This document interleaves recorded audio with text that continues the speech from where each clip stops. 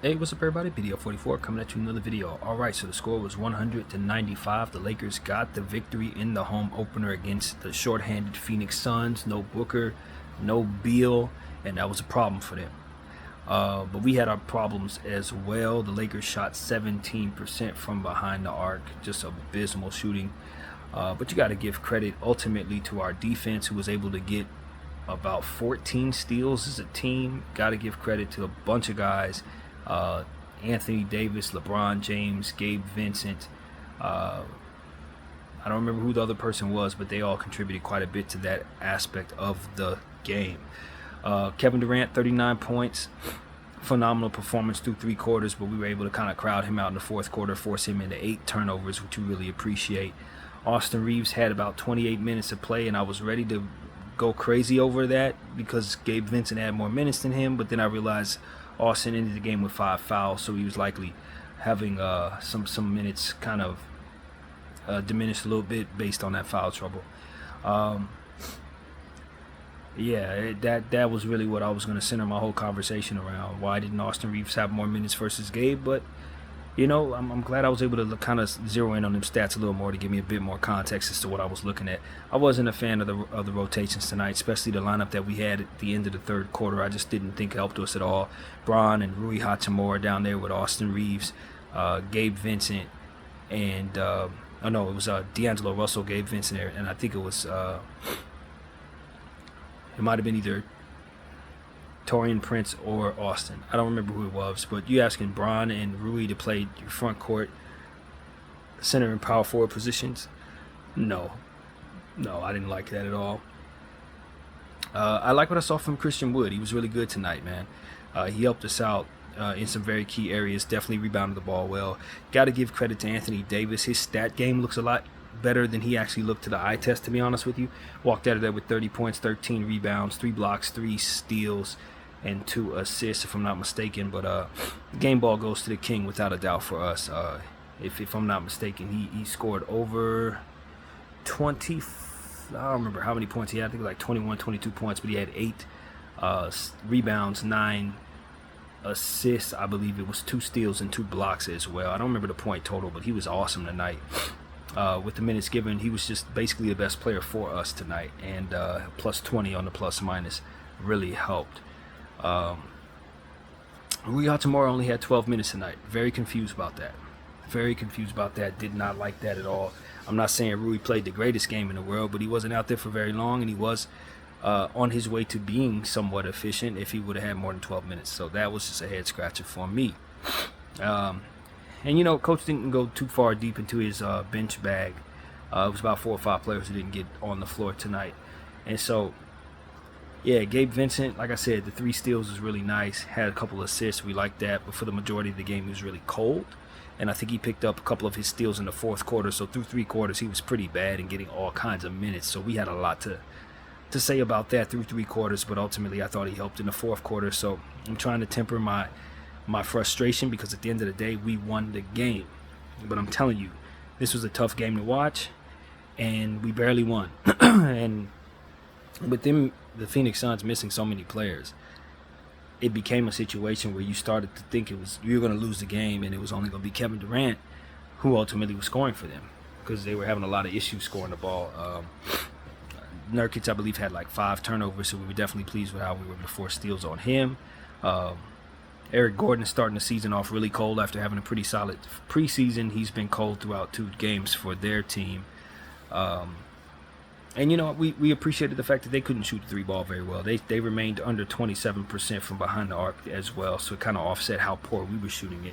So this was an ugly game, man. And if it weren't for LeBron James' heroics, we would have lost for certain. And if those 2 superstars would have been on the floor to accompany KD, we probably would have lost by 20 points or more. I mean, it became so bad at one point that you were really starting to bash Darvin Ham. And I'm not just talking about myself. I'm talking about everybody in the comment section on Instagram that I was paying attention to in various posts. Half of them said fire Darvin Ham through 3 quarters. I mean, it was that bad, man. The rotations were really tough. And we weren't getting anything out of our guys outside of LeBron James and Anthony Davis. Like I said, his game was better in the stats than it looked to the eye test, to be honest with you. But all in all, he did very much show up. So, this is one of those wins where you're happy that you won, but it was more to be frustrated about in watching it than probably the outcome would ever imagine. If you would have just saw the score, you happy we won, yay, the Lakers ran out of there. But no, the reality is they had a one-man band kicking our butts for the majority of the game. And we were able to get some stops down the stretch of the game to ultimately seal the victory. And LeBron James has put us on his back and carried us home. If it wasn't for GOAT, we'd be gone. That was what I was saying throughout the entire end of the fourth quarter. If it wasn't for GOAT, we'd be gone. And that's really that's the story. I mean, he just put us on his back. His passing game was great, and I just love the fact that he's able to get, put more pressure on the rim now. Once again, this is what we said we didn't see enough of him do last year because of the foot. It kind of took away from his game overall. But once he's able to kind of pull it off the rim on the rebound and then get in transition and just put the speed on, it really became a situation. He was able to get to the line, finish plays, laying the ball up and stuff like that over and over again. And that's when LeBron's at his best. That's what he's always been able to do better than everybody else, is finish. And so that's ultimately what won us the game. If he would have been last year's Bron, we lose by 15. The guy that settled for 3-point shots, half-court Bron, we lose by that. But because he was back to his winning ways in terms of laying the ball up and speed running, we really found ourselves in a position to get the transition buckets that were absolutely necessary to win this basketball game. So, yeah, man, I'm excited about getting in the win column. The Lakers are 1-1 on this season. And this was yet another exhausting basketball game that, it's something that you have to really kind of temper your emotions about in regards to the frustration, because at the end of the day, not only did you win, but there was a lot of context to why Darvin was rotating the way that he did. Austin getting into foul trouble, that was a thing. But as I said, Gabe Vincent, he got his act together near the end of the game, which is something that is very encouraging to see a player who struggles throughout the course of the game and then really helps you on both sides of the floor in the end. But the majority of the game, I'm sitting there asking myself, why is this guy playing so much? It's just what it was. The majority of the game, I'm sitting there saying, boy, we really replaced Patrick Beverley and the other point guards with another guy that we're going to see Darvin overuse and have underperform. And so, like I said, I'm glad he was able to get those 3 steals. I will key in on that. But it really was a rough night overall for Gabe Vincent. Taurean Prince, this is one of those situations where he gave a lot of effort on the defensive end that was effective, but on the offensive end, he was part of the problem. Couldn't score the ball, was looking bad out there. But we're happy to win. It's that kind of thing. So it's like this game would have made a lot more sense to react to if we didn't get the victory, because then we could really zero in on all the stuff that we didn't like and have it make any sense at all. But the fact of the matter was, the greatness of LeBron James on both sides of the floor masked a lot of what ultimately wasn't going right for us. And so you just have to give credit. In year 21, guy is 39 years of age, or going to be 39 at the end of December, putting his team on his back and once again doing what he's prone to do, which is carry his team home when he's right. And so that's what it's all about. It's about giving credit to LeBron James. This is his game, and all of the praise goes to the king. And there ain't a whole lot much else to say, to be honest with you guys. I know I would love to dive into what there was to say, but I just found myself very frustrated with this game until probably like the 3-minute mark of the fourth quarter, when we finally found ourselves in a position to get our act together both defensively and offensively. We finally started crowding KD in such a way, kind of take some of those shots away from him that he ultimately was having success in doing throughout 3 quarters. I mean, he was carving us up, man. And they had as much as a 10 or 11 point lead or something like that. We spent the majority of this game down, majority of it. And we just, like I said, LeBron James just did what the greatness of King James does, and carried us home. And I'm just glad that he came into this season healthy, with the ability to speed run like he used to, man. He's just in better shape than he's been in probably about 2 or 3 years. And if he wouldn't have been, we'd have been dead in the water. That's just what it was. It was not a good game for most of the players that put on purple and gold tonight, and yet and still we walk out here with a victory. You know, this is a game where if you're the Phoenix Suns, you feel like you could have beat us by 1,000,000 points if those guys would have been out there. Coupled with the efficiency of KD through three quarters. But it's one of those things where they just didn't have enough help. You know, you saw good things out of guys like Josh Okogie. You know, in the first half, we talked about how some of their role players were really going at it defensively, helping them out. Nurkic had a good first half.